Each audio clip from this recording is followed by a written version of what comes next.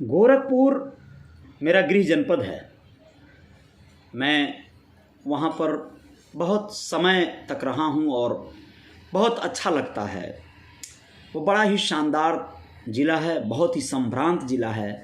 वहाँ के बारे में जितनी बातें करूँ उतनी कम है। लेकिन दोस्तों, आज जिन बातों को करने जा रहा हूँ वो उसकी निंदा कहीं ना कहीं करता नज़र आएगा या अपने आप में शर्मिंदगी महसूस हो रही है कि गोरखपुर क्रिमिनलों की वजह से अब जाना जाने लगा है। वैसे तो क्रिमिनल वहाँ बहुत पहले से होते रहे हैं, लेकिन वहाँ की पुलिस व्यवस्था, वहाँ का प्रशासन, वहाँ के जागरूक अधिकारी वो भी अपने आप में बहुत ही सटीक रहे हैं, तभी तो पर्दा उठता रहा है अपराधों पर से। जैसा कि जंघा पुलिस ने उठा लिया है पर्दा, एक ऐसी हैवानियत से, एक ऐसे क्राइम से पूरी तरह से पर्दा उठा लिया है जिसमें 2 मासूम बच्चों की ज़िंदगियां ख़त्म हो गई। मासूम कहना इसलिए भी ज़रूरी है कि उनकी उम्र ही अभी क्या थी, 16-17 साल की उम्र थी, लेकिन गलतियां थी उनकी, उन लोगों ने गलत किया था। वही गलतियां जो छोटी उम्र में बहुत सारे बच्चे करते हैं। मैं आप सभी के बच्चों से निवेदन करता हूं, आप सभी से निवेदन करता हूं, आप लोग बहुत सजग रहिए, क्योंकि क्रिमिनल जो है ना, वो लोग आपके बच्चों को शिकार बनाने के लिए अपना मुंह बाए घूम रहे हैं। क्रिमिनलों के कब आप पाले आ जाएंगे, कब चंगुल में आ जाएंगे, कुछ बोल नहीं सकते, लेकिन सजग रहा जा सकता है। आप लोगों को बताता हूं उसी गणेश और आकाश जायसवाल की हत्या की उस कहानी को थोड़ा सा विस्तार से, लेकिन जल्दी बताने का कोशिश करूंगा कि कैसे किया वो मिथुन नाम का, जिसका उपनाम शिवम था, वो कितना शातिर था, कितना डेंजर था। अब सुन रहा हूं मैं तो मुझे खुद ही भौचक होना पड़ रहा है कि इतना बड़ा क्रिमिनल कैसे कोई हो सकता है और इतना शातिर कैसे हो सकता है। उसे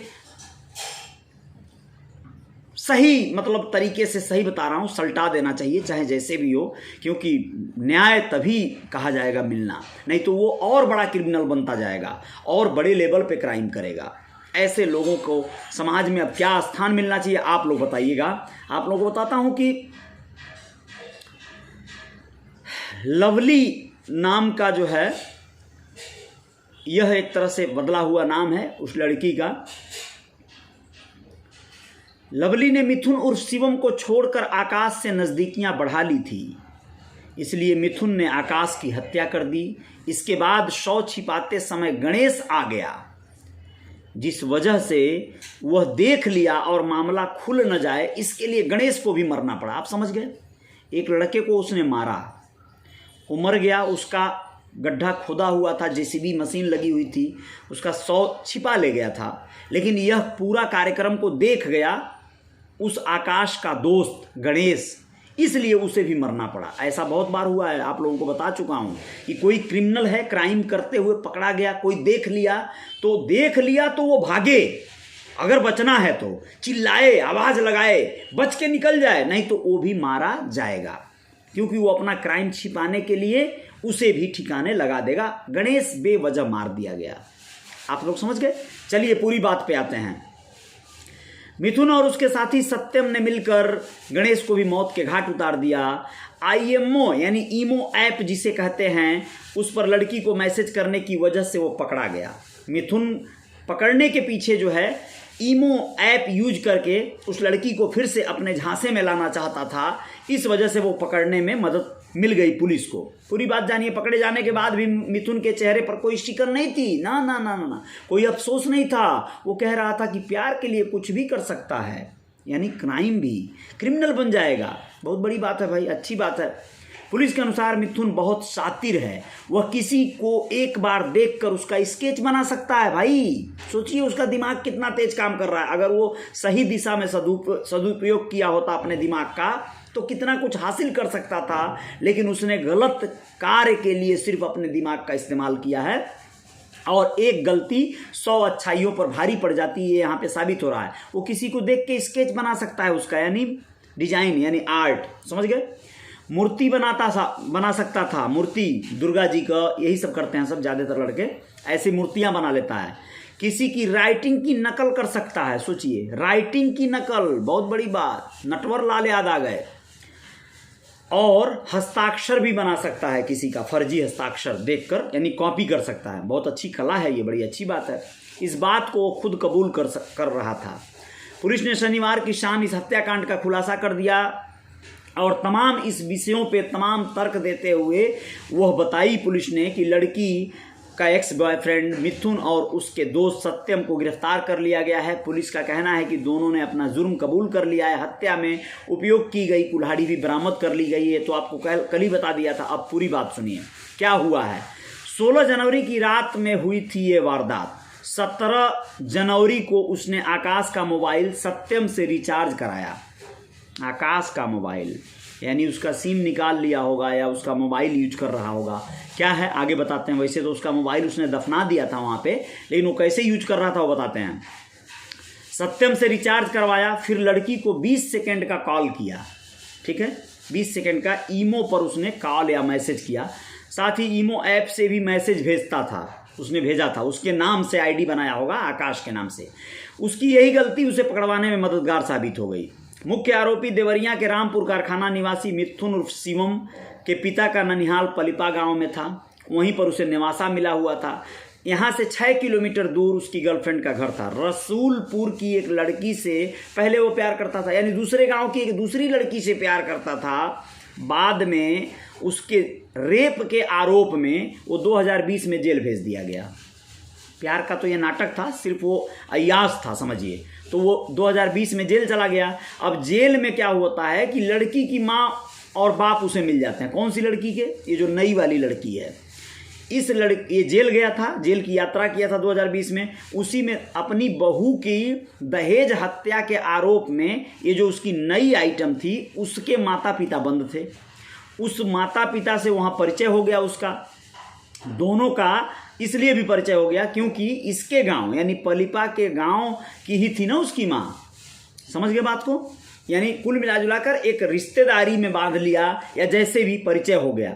दोनों बहू की दहेज हत्या के आरोप में बंद थे वहाँ। इस दौरान दोनों में परिचय हो गया। लड़की की माँ का मायका आरोपित मिथुन के देवरिया स्थित गाँव में था। अच्छा, मायका था उसका, ठीक है। 8 महीने जेल काटने के बाद जब वह जमानत पर बाहर आया तो लड़की की माँ की भी जमानत करा दिया। अपने जमानत पे बाहर आ गया, फिर लड़की की माँ की जमानत करा। इसके बाद उसके घर आने जाने लगा, यानी पहले घरेलू रिश्ता बनाया, फिर उससे प्यार करने लगा। लड़की और मिथुन सितंबर 2021 तक लिव इन रिलेशन में रहे, यानी वो उसके घर जाता था, वहीं रहता था या अपने कहीं भी लेके चला जाता था। पहले दोस्ती बनाया, फिर धीरे धीरे उसने एक अलग तरह का रिश्ता डेवलप कर लिया। आप लोगों को बताना चाहेंगे कि घर वालों के कहने पर बाद में मिथुन को उसका साथ छोड़ दिया था। लड़की ने लोगों को सुधरने का वो लगा, उससे बात करना भी बंद कर दी लड़की ने। उधर लड़की का संबंध आकाश से हो गया, लिहाजा मिथुन को लगा कि आकाश की वजह से वो लड़की उसे छोड़ दी है। इसके बाद से उसने आकाश की हत्या का प्लान बनाना शुरू कर दिया। वैसे मिथुन पहले उसको अपनी बहन मानता था, बहन से कब उसे प्रेमिका बना लिया। आप लोग जान रहे हैं कि गाँव में ऐसा बहुत होता है। गाँव में क्या, ये कहीं भी होता है। पहले बहन बना के लोग जो है घर में घुसेंगे, फिर उसके बाद वो दूसरा रिश्ता जोड़ने लगेंगे, उसे अपने चंगुल में फंसाने लगेंगे। तो ये हुआ। मिथुन चक्रवर्ती जो है, ये मिथुन भाई जो है, इसने बड़ा गेम खेला। खैर मिथुन चक्रवर्ती नहीं, सॉरी मैं मिथुन चक्रवर्ती बोल रहा हूँ। तो ये जो है सत्यम उसी गांव में रहता था। सत्यम कौन है? ये गौरी बाजार में भूजा बेचने का अपना दुकान चलाता था। इससे दोस्ती बना लिया इसने। इन दोनों ने मिल के प्लान बनाया था इस पूरे गेम का। पुलिस के अनुसार 7 जनवरी को ही वो आकाश को मार देता, लेकिन वो अकेला नहीं था, आकाश अकेला नहीं था, इसलिए 7 जनवरी को उसको नहीं मार पाया। 10 जनवरी को आकाश और गणेश गायब हो गए। इसके बाद दोनों कई दिनों तक मिथुन और सत्यम के झांसे में आकर गीडा, नौशल और गांव के बाहर स्कूल के आसपास रहते थे। ये सब दोनों लड़के 10 जनवरी को अपने घर से निकले, लेकिन ये लोग 2-3 दिन तक, 4 दिन तक इधर उधर उसके झांसे में आए। मतलब पहले उन लोगों को उल्लू बनाता रहा वो। सोचिए, उन लोगों को अपना शिकार बनाने के लिए उसने क्या षड्यंत्र रचा। उन लोगों को काम दिलवा देगा, उनको ये कर देगा, वो कर देगा, ऐसा करके उनको भरमा रहा था वो। और ये लोग इधर उधर रहते थे, अपने घर नहीं आते थे, मगर घर नहीं आते थे। मिथुन ने दोनों को जाली नोट और चोरी के काम में लगाने का वादा किया था। पैसा कमाने के लिए उन लोगों को रास्ता बता रहा था वो। 16 जनवरी की रात मिथुन और सत्यम इंटर कॉलेज में थे। मिथुन और सत्यम दोनों इंटर कॉलेज में थे रात को, 16 जनवरी की रात को। वहाँ सत्यम ने आकाश को बुलाया फ़ोन करके बुला लिया, या जैसे भी मतलब अगल बगल ही वो रुका था। आकाश के आने के बाद तीनों ने पहले शराब पिया जमकर, इसके बाद एक महिला से मिलाने की बात कहकर दोनों आकाश को घटना स्थल जहाँ गड्ढा खुदा हुआ था, देख लिए थे लोग पहले से कि कहाँ मारना है, वहाँ ले गए। वहाँ पर ले जाकर उसका ज़बरदस्ती पहले हाथ बांधा और फिर फावड़े से हमला करके उसकी हत्या कर दी।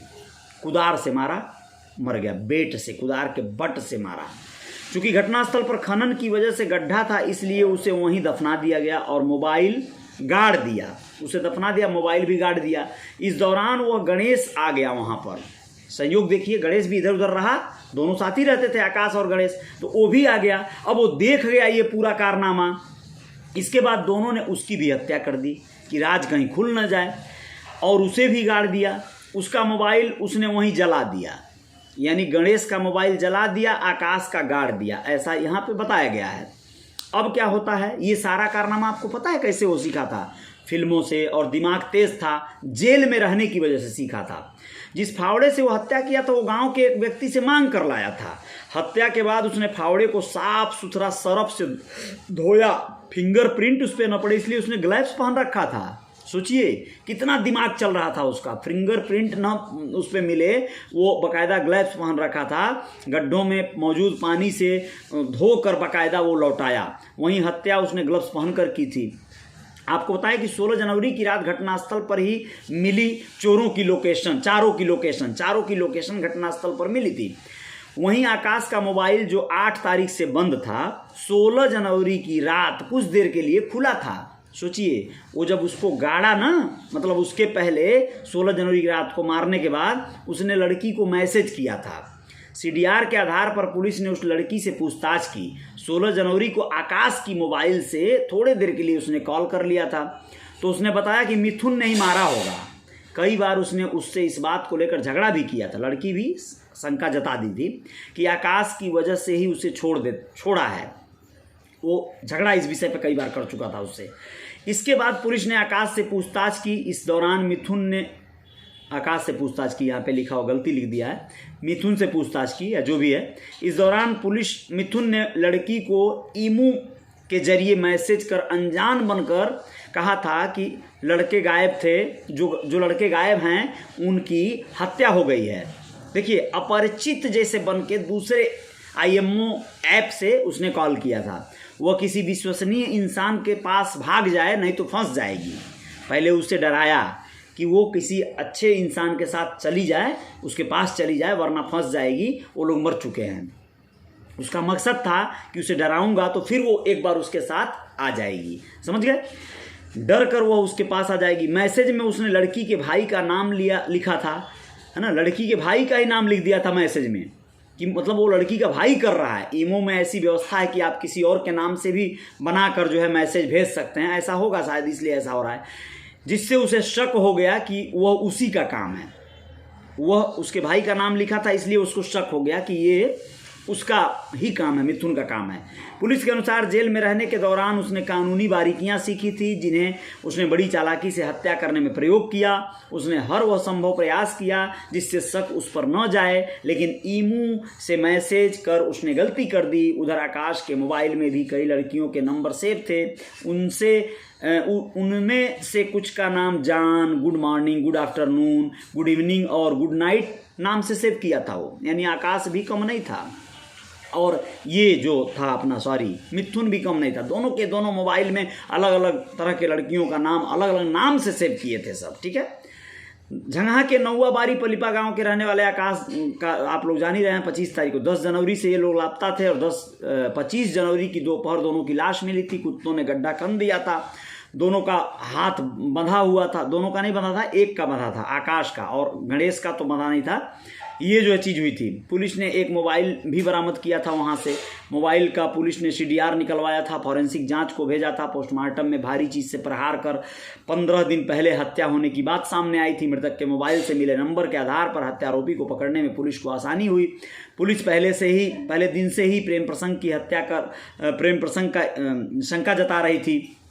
पुलिस हत्या के आरोप में मिथुन और सत्यम को गिरफ्तार कर पूछताछ और सारी चीज़ें निकलवा ली। तो ये था सूचना दोस्त इस खबर का। आप सोचिए कितना शातिराना तरीके से उसने इस पूरे वारदात को अंजाम दिया था।